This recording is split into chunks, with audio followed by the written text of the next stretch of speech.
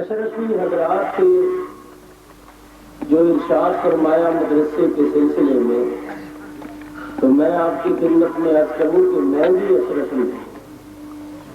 اس لیے میں نے سعادت سمجھی کہ سب سے پہلے حضرت کے ارشاد پر میں عمل کروں، کیونکہ مجھے قادری سلسلے میں اجازت اور خلافت ہے شیخ المشائخ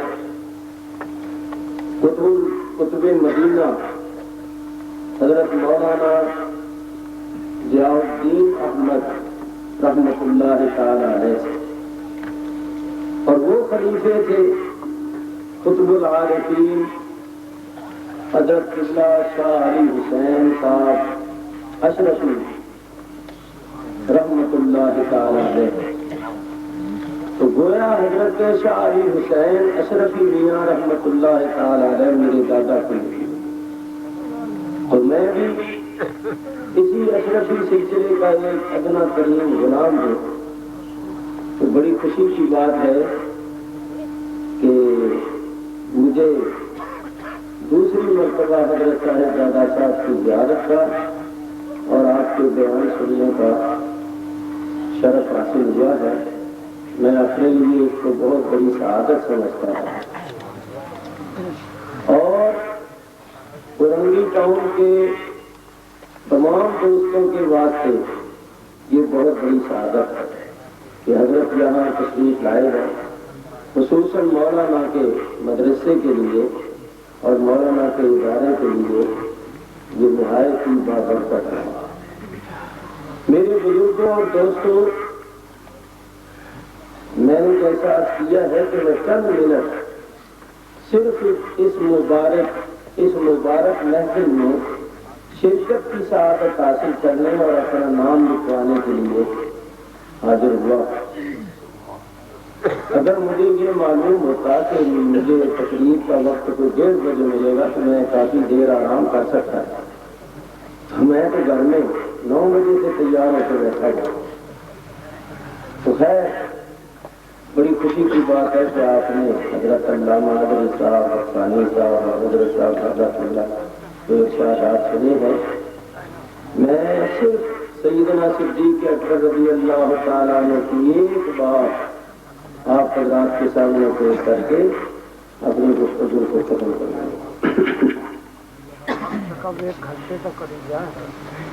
نحمده ونصلي ونسلم على رسوله الكريم وعلى آله وصحبه وأزواجه وذرياته وأولياء أمته وعلماء ملته أجمعين. أما بعد فأعوذ بالله من الشيطان الرجيم. بسم الله الرحمن الرحيم. الذين آمنوا وهاجروا وجاهدوا في سبيل الله بأموالهم وأنفسهم أعظم درجة عند الله وأولئك هم الفائزون. يبشرهم ربهم برحمة منه ورضوان وجنات لهم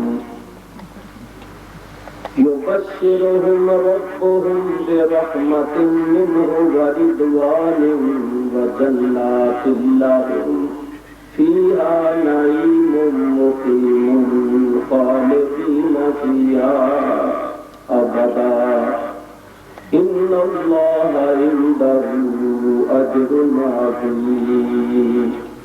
صدق الله العلي العظيم. درود کی صلی اللہم صلی علی سیدنا محمد معدن الجود والکرم وآلہ وصحبہ وبارک وسلم. صلاة وسلام علیک یا رسول اللہ. الصلاة والسلام عليك يا رحمة للعالمين وعلى آلك وأصحابك يا شفيع المذنبين.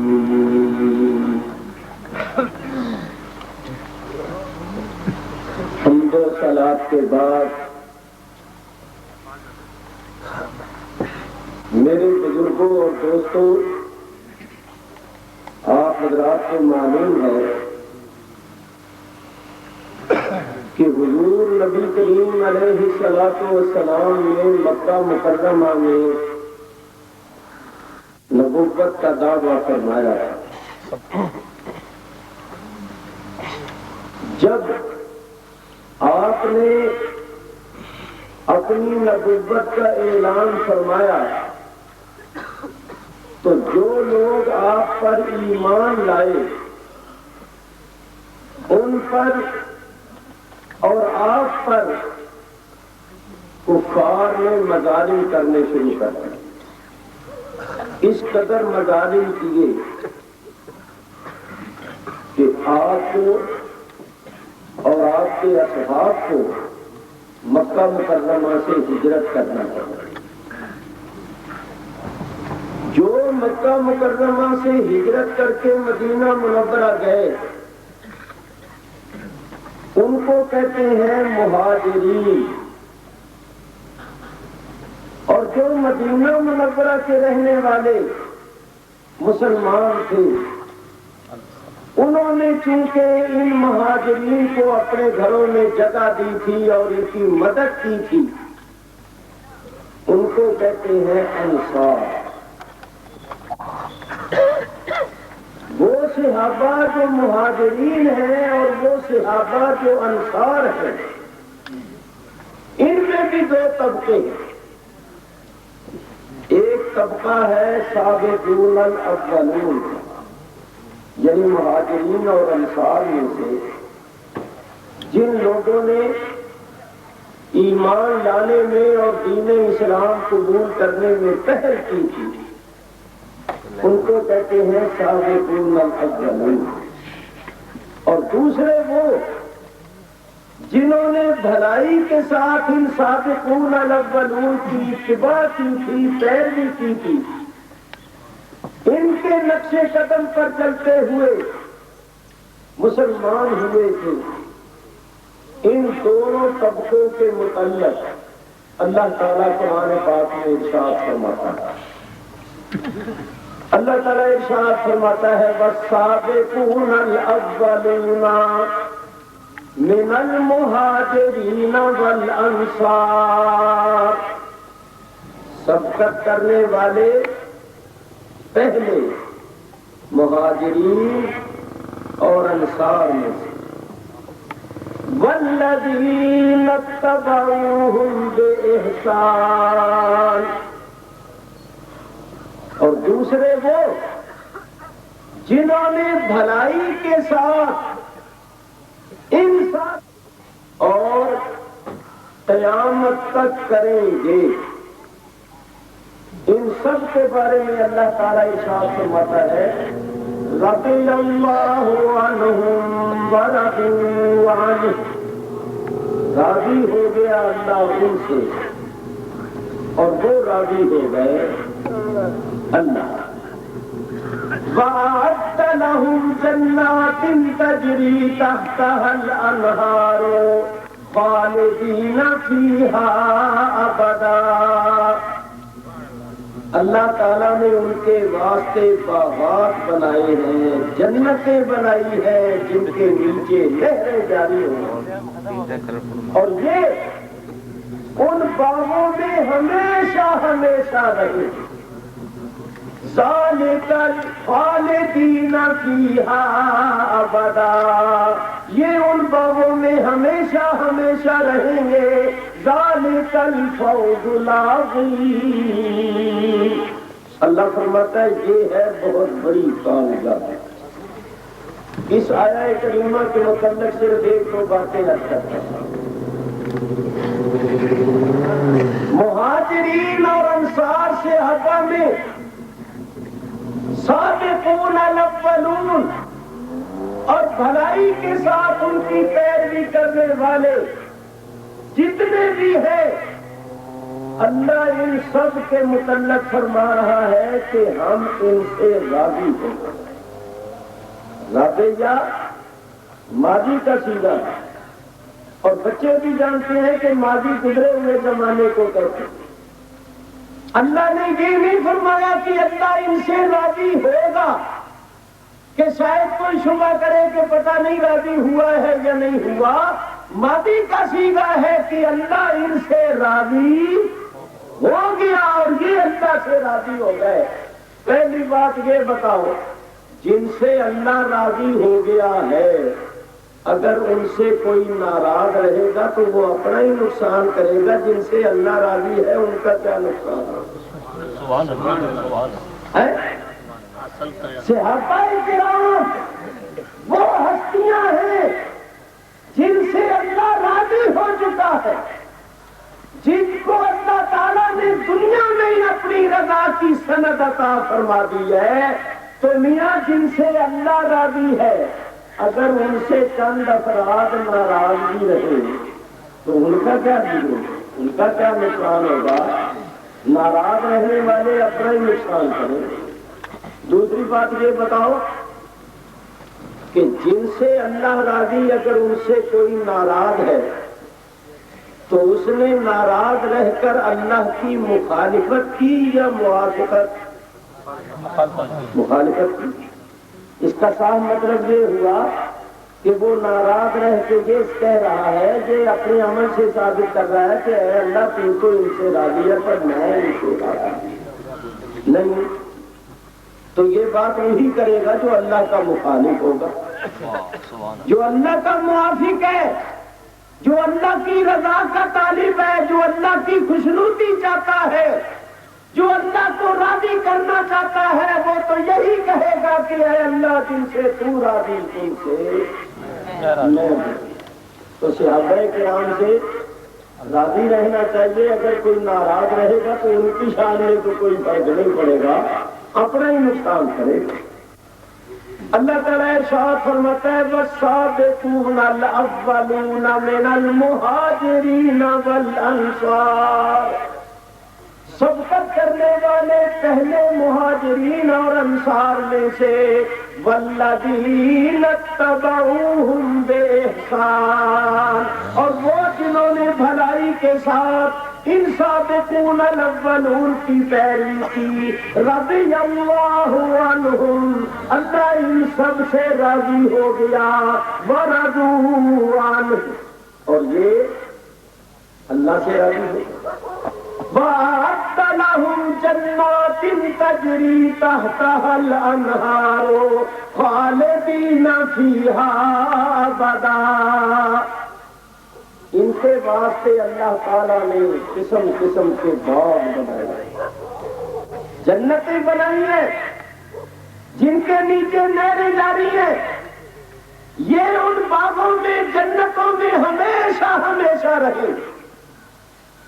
بتاؤ، ان کے جنتی ہونے اور ہمیشہ ہمیشہ جنت میں رہنے والے ہونے کی خبر کون دے رہا ہے؟ اللہ۔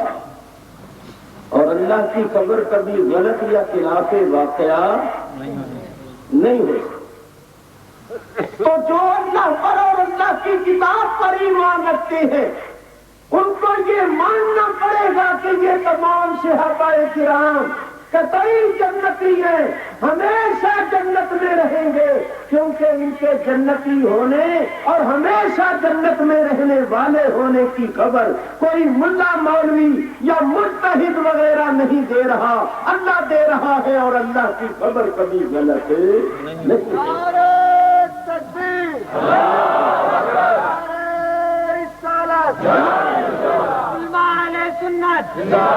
یہ بتاؤ، اللہ تو فرما رہا ہے خالدین فیہا ابدا، یہ ہمیشہ ہمیشہ ان جنتوں میں داخل ہونا، اور کوئی کہے کہ نہیں ہوں گے تو بولو اس کی بات اللہ کے موافق ہوئی یا مخالف؟ مخالف ہوئی، اس کا مطلب یہ ہوا کہ وہ اپنے قول سے یہ ثابت کرنے کی کوشش کر رہا ہے کہ میں سچ کہہ رہا ہوں اور معاذ اللہ اللہ نے غلط کہا، اور جو ایسا کہے گا اس کا ایمان برباد ہوگا۔ اور جو اللہ کا ماننے والا ہے اور اللہ کی کتاب سے ماننے والا ہے وہ یہ کہے گا کہ میں اللہ کی کتاب پر سچے دل سے ایمان رکھتے ہوئے یہی عقیدہ رکھتا ہوں کہ یہ تمام صحابہ کرام جنتی ہیں، کیونکہ ان کے جنت میں جانے اور جنت میں ہمیشہ رہنے کی خبر کوئی ملا مولوی نہیں دے رہا، اللہ دے رہا ہے، اور اللہ کی خبر کبھی غلط نہیں۔ تو سب کہو کہ تمام صحابہ جنتی، اور تمام صحابہ سے اللہ راضی ہو گیا۔ اچھا، یہ تو ثابت ہو گیا کہ مہاجرین اور انصار میں سے سابقون الاولون اور بھلائی کے ساتھ ان کی اتباع اور پیروی کرنے والے سب جنتی، سب سے اللہ راضی۔ اب صرف یہ بتانا ہے کہ ان مہاجرین اور انصار میں سے درجہ کن کا زیادہ بلند ہے، مہاجرین کا یا انصار؟ تو سنو، اللہ تعالیٰ ارشاد فرماتا ہے الذین آمنوا، وہ لوگ جو ایمان لائے، وہاجروا، اور ہجرت کی، مکہ مکرمہ میں ایمان لائے، پھر کفار کے مظالم سے تنگ آ کر ہجرت کی اور مدینہ منورہ آ گئے۔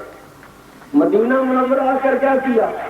وجاہدوا فی سبیل اللہ باموالہم وانفسہم، مدینہ میں آ کر اپنے مالوں اور اپنی جانوں سے جہاد، اللہ کی راہ میں جہاد۔ اعظم درجۃ عند اللہ، اللہ کے نزدیک ان کا بہت بڑا درجہ۔ دیکھو، ایک ہوتا ہے عظیم، عظیم کے معنی ہے بڑا، اور ایک ہوتا ہے اعظم، اعظم کے معنی ہے بہت بڑا۔ یہ اس میں تفصیل ہے، جیسے اکثر کثیر سے بڑا ہوتا ہے، عالم عظیم سے بڑا ہوتا ہے، اسی طرح اعظم عظیم سے بڑا۔ تو اللہ فرماتا ہے جو مکے میں ایمان لائے پھر ہجرت کر کے مدینے میں آئے، مدینے میں آ کر راہ خدا میں جان مال سے جہاد کیا، ان کا درجہ اللہ کے نزدیک بہت بڑا ہے۔ اعظم درجۃ عند اللہ، اللہ کے نزدیک ان کا بہت بڑا ہے۔ کن کا؟ جو مکے میں ایمان پھر ہجرت کر کے مدینے میں، اور مدینے میں آ کر راہ خدا میں جان مال سے جہاد کیا، یہ مہاجرین ہے۔ تو اللہ فرماتا ہے ان مہاجرین صحابہ کا درجہ اللہ کے نزدیک بہت بڑا ہے۔ وَأُولَٰئِكَ هُمُ الْفَائِزُونَ، اور یہی لوگ اپنی مرادوں کو پانے والے۔ یبشرہم ربہم، خوشخبری دیتا ہے ان کو رب ان کا، برحمت منہ، اپنی رحمت، ورضوان، اور اپنی رضامندی، وجنات لہم فیہا نعیم مقیم خالدین فیہا ابدا، اور ایسے باغوں کی جن میں ہمیشہ ہمیشہ رہنے والی نعمتیں ہیں، اور یہ ان باغوں میں ہمیشہ ہمیشہ رہیں۔ ان اللہ عندہ اجر عظیم، بے شک اللہ کے پاس ان کا بڑا اجر و ثواب ہے۔ اب ذرا غور کیجیے، یہی بات کر کے میں نے گفتگو ختم کر دیں گے۔ جن مہاجرین کا درجہ اللہ کے نزدیک بہت بڑا ہے، تو وہ کیوں بڑا ہے؟ انصار سے ان کا درجہ کیوں بڑا؟ اس لیے کہ انصار کو ایمان لانے کے بعد وہ تکلیفیں مصیبتیں برداشت نہیں کرنی پڑی جو مہاجرین کو کرنا۔ مکہ مکرمہ کی 13 سالہ زندگی کے حالات پڑھ کر دیکھیے، کافروں نے نبی کریم علیہ السلام پر اور آپ کے ماننے والوں پر کتنے مظالم کیے، ایسے ایسے مظالم کیے کہ ان کا تصور کرنے سے روح لرزہ پر اندام ہو جاتی ہے، انتہا کر دی مظالم کی۔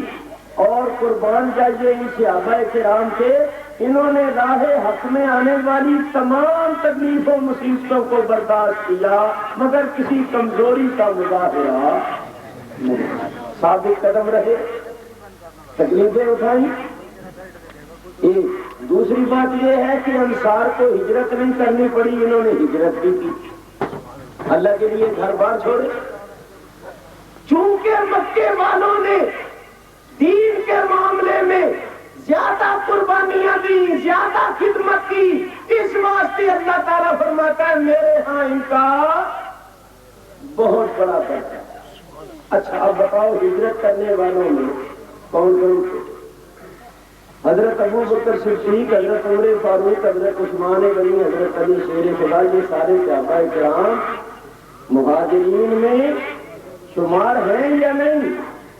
حضرت ابو بکر تو سید المہاجرین ہے، شیخ المہاجرین ہے، تو ان کا درجہ اللہ تعالیٰ کے نزدیک بہت بڑا ہے۔ تمام مہاجرین صحابہ کا درجہ انصار کے مقابلے میں بہت بڑا ہے، مگر جو بات کرنی ہے، جو میری تکلیف کی روح ہے، وہ 2-4 منٹ میں سوچ لیجیے۔ جن کا درجہ اللہ کے نزدیک بہت بڑا ہے، انہوں نے 3 کام کیے۔ ایک کام کیا تھا ایمان لایا، دوسرا کام کیا تھا ہجرت کی، تیسرا کام اللہ کی راہ میں جان مال سے جہاد کیا تھا۔ انہوں نے کام بھی 3 کیے اور اللہ نے خوشخبریاں بھی 3 دی، اللہ نے بشارتیں بھی 3 دی۔ یبشرہم ربہم برحمت منہ، خوشخبری دیتا ہے ان کو رب ان کا اپنی رحمت کی۔ ایک خوشخبری دی اللہ نے اپنی رحمت، ورضوان، دوسری خوشخبری دی اپنی رضامندی،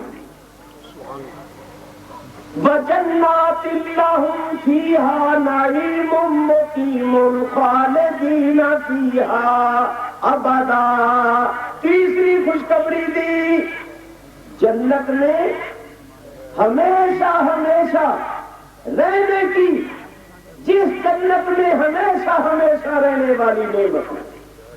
انہوں نے کام بھی 3 کیے تھے، اللہ نے خوشخبریاں بھی 3 ہی دی۔ یوں کہیے کہ اللہ نے فرمایا تم ایمان لائے ہو، ایمان کے بدلے میں میری رحمت، تم نے میرے لیے میری راہ میں گھر بار چھوڑے ہیں، ان کے بدلے میں جنت کے محلات ہیں، تم نے میری رضا کے لیے جان مال کی بادی لگا دی، تو میں نے دنیا میں تمہیں اپنی اپنی رضا کی سند عطا۔ اور یہ جس کو دنیا میں اللہ اپنی رضا کی سند عطا فرما دے، اس سے بڑی کوئی نعمت نہیں۔ اللہ خود فرماتا ہے وَرِضْوَانٌ مِّنَ اللَّهِ اکبر، جس کو اللہ کی طرف سے رضوان حاصل ہو جائے یہ بہت بڑی نعمت ہے۔ تو صحابہ کرام کو، مہاجرین صحابہ کو اللہ نے 3 خوشخبریاں دی، اپنی رحمت کی خوشخبری، اپنی رضا کی خوشخبری، اور جنت میں جانے اور جنت میں ہمیشہ ہمیشہ رہنے کی خوشخبری۔ تو آپ بات توجہ سے سن لو، بولو انہوں نے 3 کام کیے تھے نا، ان تینوں کاموں میں جو درجہ اور مرتبہ حضرت صدیق اکبر کا ہے وہ کسی کا نہیں۔ کیسے؟ یہ ایمان لائے تھے، ایمان لانے میں صدیق اکبر اول ہے، انہوں نے ہجرت کی تھی، ہجرت کرنے میں صدیق اکبر دوسرے تمام صحابہ سے افضل ہے۔ انہوں نے تیسرا کام کیا تھا، راہ خدا میں جان مال سے جہاد کیا تھا۔ اس جہاد کرنے میں بھی صدیق اکبر سب میں افضل ہے۔ تھوڑی سی جگہ حضرت ابو بکر صدیق حضور پر سب سے پہلے ایمان ہے، ہمارا اہل سنت کا یہ مسئلہ۔ بات کہتے ہیں حضرت علی سب سے پہلے ایمان لائے، بات کہتے ہیں سب سے پہلے ام المومنین حضرت خدیجہ ایمان لائے، بات کہتے ہیں حضرت زید ابن حارثہ ایمان لائے، بات کہتے ہیں حضرت بلال حبشی ایمان لائے۔ ہمارے امام اعظم امام ابو حنیفہ رضی اللہ تعالیٰ عنہ نے بڑا شاندار فیصلہ کر دیا، وہ فرماتے ہیں یہ پانچوں ہی افضل ہیں۔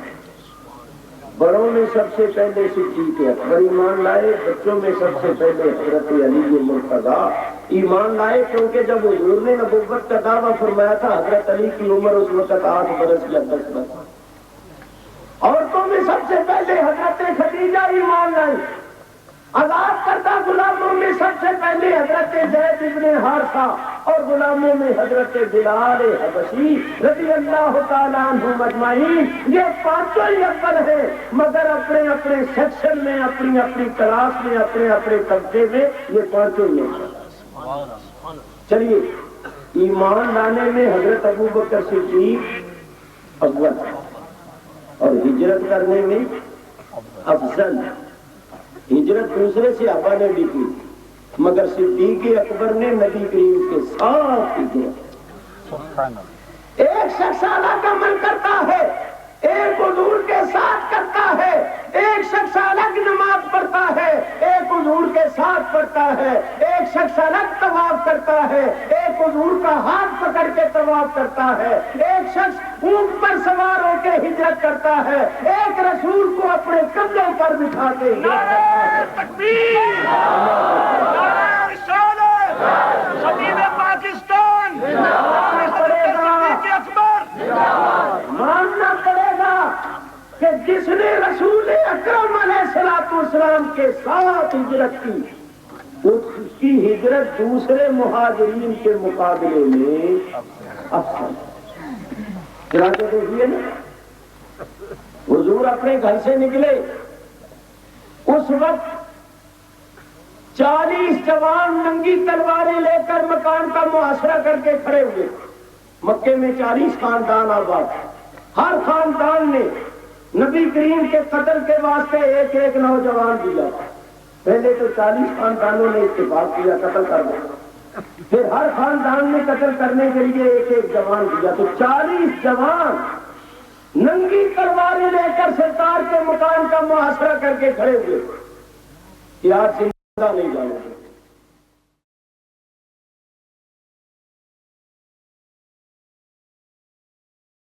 اللہم صلی علی سیدنا محمد، اللہم صلی علی سیدنا محمد۔ تارک گفٹ سینٹر بریڈفورڈ کی ایک واحد شاپ جہاں سے آپ کو نعتیں، قوالیاں اور علماء کی تقاریر پر پرانی سے پرانی اور نئی سے نئی audio cassette, video cassette, audio CD, DVD ہر وقت مل سکتی ہے۔ لائیو نعتوں کی اور تقاریر کی محفلوں کی ریکارڈنگ آپ کو مل سکتی ہے۔ اس کے علاوہ عطر، ٹوپیاں، جبے، جلباب اور اسلامی استعمال کی متعلقہ اشیاء سستے داموں مل سکتی ہے۔ نام یاد رکھیں، Tariq gift centre, 12 Carlisle road, Bradford 8۔ Telephone 01274 775 721، mobile 07931 587 694۔ Tariq Gift Center, your one-stop Islamic shop, 12 Carlisle Road, Bradford, BD8 8AD. Telephone 01274 775721 and mobile 07931 587 694 and our website www.tariqgiftcenter.com.